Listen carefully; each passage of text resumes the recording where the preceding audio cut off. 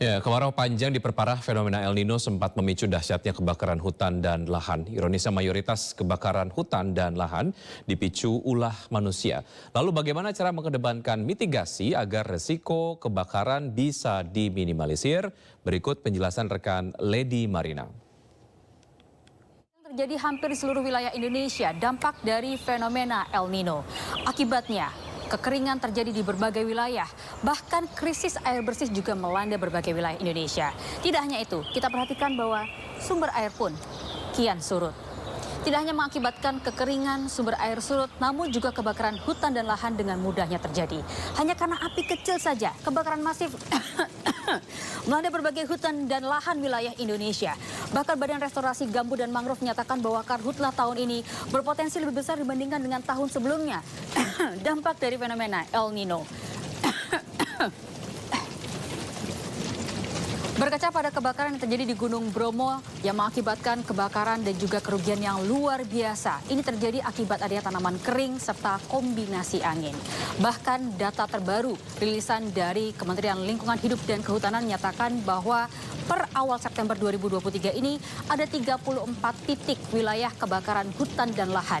Di antaranya tersebar di Sumatera Selatan, Riau, Lampung, Kalimantan Barat, Kalimantan Selatan, bahkan menyebar hingga ke Maluku, NTT, NTB, serta sebagian besar wilayah Pulau Jawa. Di Indonesia, pemirsa, kebakaran hutan dan lahan juga mengakibatkan berbagai macam penyakit, termasuk di antaranya adalah ISPA, ditandai dengan batuk-batuk, kemudian mata yang rentan teriritasi, serta yang paling parah yakni gangguan pada paru-paru. Nah, berbagai cara pemirsa ditempuh oleh petugas gabungan termasuk Satgas Manggala Agni untuk memadamkan api. Yang terbaru yakni dengan cara waterbombing.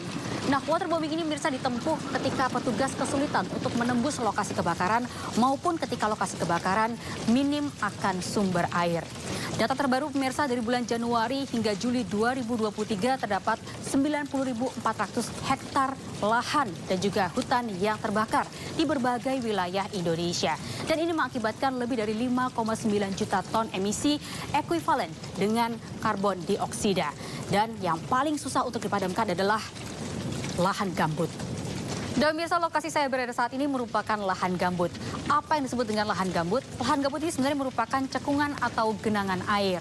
Nah, pada cekungan atau genangan air ini kemudian tanaman-tanaman yang ada di sekelilingnya mati dan menumpuk ke dasar cekungan serta mengalami proses pembusukan yang lambat dan kemudian membentuk lapisan-lapisan. Kondisi ini terus berulang terjadi di atasnya dan terjadi selama ribuan tahun hingga membentuk lapisan-lapisan kubah dan kemudian membentuk kaki-kaki gambut. Kondisi gambut di berbagai wilayah memang berbeda-beda, tergantung dengan kondisi alamnya. Namun dibedakan dari tingkat kedalamannya, maka gambut dibedakan menjadi beberapa jenis. Yang pertama yakni gambut dangkal, kemudian gambut sedang, gambut dalam, serta gambut sangat dalam. Nah, kondisi gambut sangat dalam inilah yang kemudian paling sulit untuk dipadamkan apinya dikarenakan api merembet dengan tidak nampak atau tidak bisa dilihat dan juga api merambat dengan sangat cepat. Berulangnya kebakaran hutan dan lahan seharusnya bisa diminimalisir dengan mengedepankan langkah mitigasi menyeluruh sehingga resiko kebakaran hutan dan lahan seperti ini bisa diturunkan.